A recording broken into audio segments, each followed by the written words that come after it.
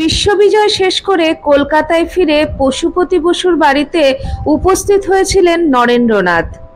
বাড়িতে প্রবেশের সঙ্গে সঙ্গে সকলেই তাকে প্রণাম করছিলেন। উপস্থিত ছিলেন গিরিশচন্দ্র ঘোষ। গিরিশচন্দ্র এগিয়ে আসলেন প্রণাম করতে। আঁতকে উঠলেন স্বামীজি। কি করো, আমার চেয়ে অকল্যাণ হবে। এতটাই শ্রদ্ধা ছিল স্বামীজির গিরিশ ঘোষ সম্পর্কে। এই দুই মনীষীকে নিয়েই আমার আজকের ভিডিও। নমস্কার, live stories with Soma YouTube চ্যানেলের সকল দর্শক শ্রোতা বন্ধুকে আমন্ত্রণ জানাই আমার আজকের এই ভিডিওতে। আশা করি আমার আজকের আলোচনার বিষয়টিও আপনাদের সমৃদ্ধ করবে। আসুন তাহলে ভিডিওটি শুরু করা যাক। গিরিশচন্দ্র ঘোষ শ্রী শ্রী ঠাকুরের সান্নিধ্যে আসেন 1884 খ্রিস্টাব্দের শেষের দিকে, অর্থাৎ প্রায় 2 বছর তিনি রামকৃষ্ণ পরমহংসদেবকে জীবিত অবস্থায় পেয়েছিলেন এবং এই 2 বছরে তার জীবনের আমূল পরিবর্তন ঘটেছিল। স্বামী বিবেকানন্দের সঙ্গে, মানে তখনকার নরেন্দ্রনাথ দত্তের সঙ্গে তার এখানেই পরিচয় ঘটে। তার আগে বিবেকানন্দ তার নাম ও খ্যাতির কথা অবশ্যই শুনেছিলেন। নরেন্দ্রনাথ ব্রাহ্ম সমাজে যাতায়াত করতেন এবং সেই সূত্রে বাংলার রঙ্গমঞ্চের প্রতি তার বিদ্বেষ ও ঘৃণা যে কতখানি ছিল তা নিজেই প্রকাশ করেছেন তার একটি চিঠিতে। লিখেছিলেন, কলকাতায় যে ফুটপাতে থিয়েটার, সেই ফুটপাতের ওপর দিয়ে আমি চলতাম না পর্যন্ত। অথচ বিবেকানন্দ যখন আমেরিকার বিভিন্ন স্থানে বক্তৃতা করে বেড়াচ্ছেন, দেশে বিদেশে প্রচারিত হচ্ছে সেই সংবাদ, সেই সঙ্গে প্রশংসা চলছে সমান তালে। সকলেই নিজের নিজের মত প্রকাশ করছেন, প্রবন্ধ লিখে বা মৌখিকভাবে। গিরিশচন্দ্র তার বিস্ময়মুগ্ধ মনের কথা প্রকাশ করলেন সামান্য কয়েকটি কথায়। বললেন, ওহে, এ হলো কি? এ যে মিরাকেলের দিন আবার ফিরে এলো। মিরাকেল বহু শতাব্দী আগে হয়েছিল, এখন মিরাকেল চোখের সামনে দেখছি যে। এ যে বুদ্ধি বিবেচনার ওপরে গেল। এ কি যুক্তিতর্কে হয়? একটা শক্তি পেছনে না দাঁড়ালে এসব কাজ কেউ করতে পারে না। বলতে বলতে তিনি দক্ষিণেশ্বরের দিকে মুখ করে প্রণাম করতে লাগলেন। এই সময় তিনি কোনো প্রবন্ধ না লিখলেও স্বামীজির মৃত্যুর পর মোট 4টি প্রবন্ধ লেখেন। প্রবন্ধগুলি গিরিশচন্দ্রের বিবেকানন্দের প্রতি প্রগাঢ় শ্রদ্ধার নিদর্শন। গিরিশচন্দ্র কোথাও বলেছিলেন, আমার বিবেকানন্দ ভক্তমণ্ডলীর নিকট সবিনয় নিবেদন এই যে, এই প্রবন্ধে আমার যা ত্রুটি হলো তা মার্জনা করুন। আমার বিবেকানন্দকে ভয় নেই। অসীম ভাতৃপ্রেমে তিনি বারবার আমার ত্রুটি মার্জনা করেছেন, এখনো করবেন। ভয় তার ভক্তমণ্ডলীকে। আমরা কথামৃততে দেখি 22শে ফেব্রুয়ারি 1885 সালে গিরিশচন্দ্র শ্রী শ্রী রামকৃষ্ণের কাছে এসেছেন এবং তার কক্ষের বাইরে রয়েছেন। এমন সময় নরেন্দ্রনাথ শ্রী শ্রী রামকৃষ্ণদেবের কক্ষে প্রবেশ করে বললেন, গিরিশ ঘোষের সঙ্গে আলাপ হলো, খুব বড় লোক। অবশ্য তিনি বড়লোক শব্দটি নিশ্চয়ই ধনী অর্থে ব্যবহার করেননি, বড় মাপের মানুষ হিসাবেই ব্যবহার করেছেন। এর 3 দিন পর নরেন্দ্রনাথকে দেখা যায় স্টার থিয়েটারে শ্রী শ্রী ঠাকুরের সঙ্গে বিশ্বকেতু নাটকের দর্শক হিসাবে। সম্ভবত এই প্রথম নরেন্দ্রনাথের সাধারণ থিয়েটারে পদার্পণ। শুধু এই সংযোগের অপেক্ষা ছিল যেন। তারপর উভয়ের বয়সের ব্যবধান এবং শিক্ষাগত মানসিক ব্যবধান ঘুচিয়ে দুজনেই ক্রমশ ঘনিষ্ঠ হয়ে উঠলেন।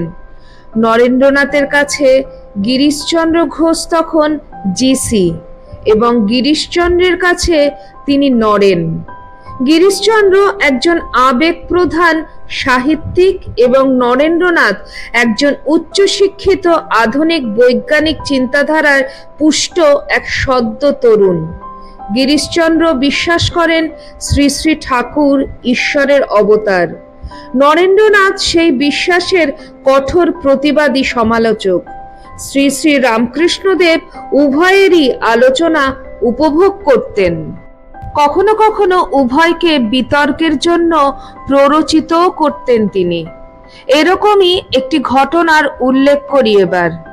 11ই মার্চ শ্রী শ্রী ঠাকুর সামনে উপস্থিত নরেন্দ্রনাথকে এবং গিরিশচন্দ্রকে বলছেন, একটু ইংরাজিতে দুজনে বিচার করো, আমি দেখব। শুরু হলো বিচার, তবে বাংলাতেই। নরেন্দ্রনাথ বললেন, ঈশ্বর অনন্ত, তাকে ধারণা করা আমাদের সাধ্য কি? তিনি সকলের ভেতরেই আছেন, শুধু একজনের ভেতরে এসেছেন এমনটা নয়।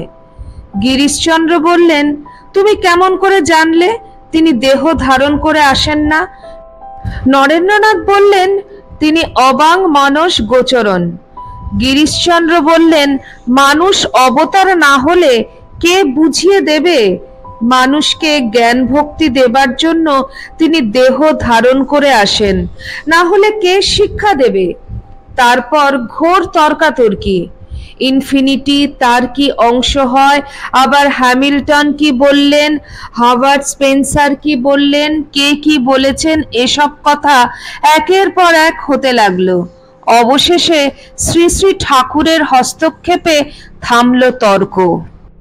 শ্রী শ্রী ঠাকুর বললেন, দেখো, এগুলো আমার ভালো লাগছে না।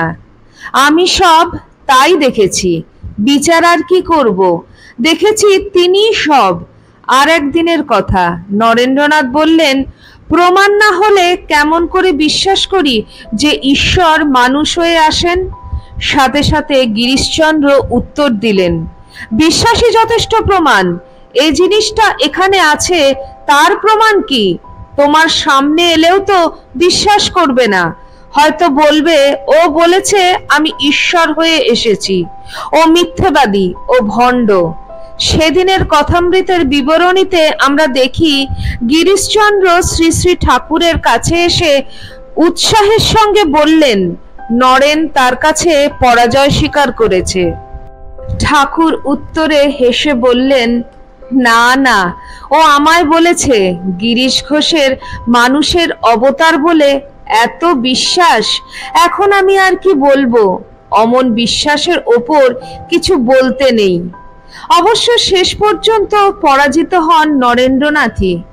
কাশীপুরে শ্রী শ্রী ঠাকুরের অন্তর্লীলার কালে তিনি নরেন্দ্রনাথের সব সংশয় দূর করেছিলেন। শ্রী শ্রী ঠাকুর সম্পর্কে পরে নরেন্দ্রনাথ বলেছেন, অবতার বরিষ্ঠ, বলেছেন ভগবানের বাবা।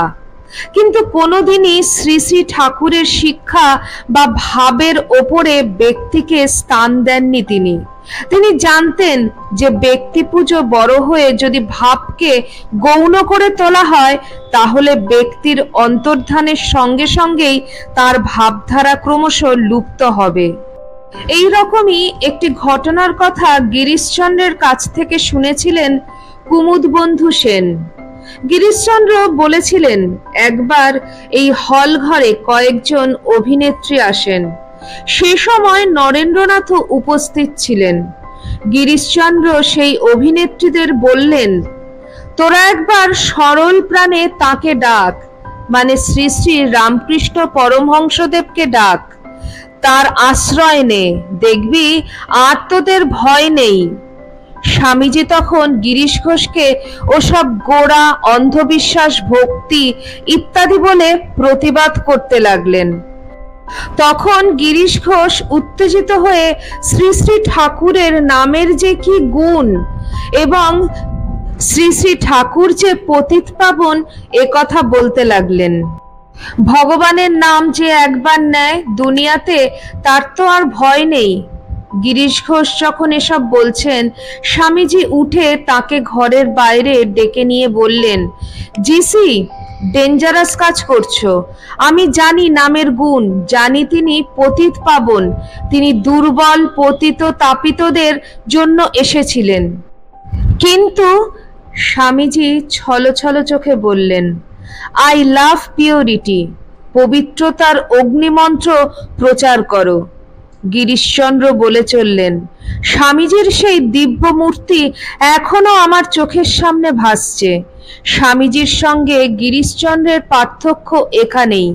একজন মনে করেন যে শ্রী শ্রী ঠাকুর অনন্ত ভাবময়, তার সেই ভাবধারাকে ছড়িয়ে দিতে হবে সমগ্র বিশ্বে।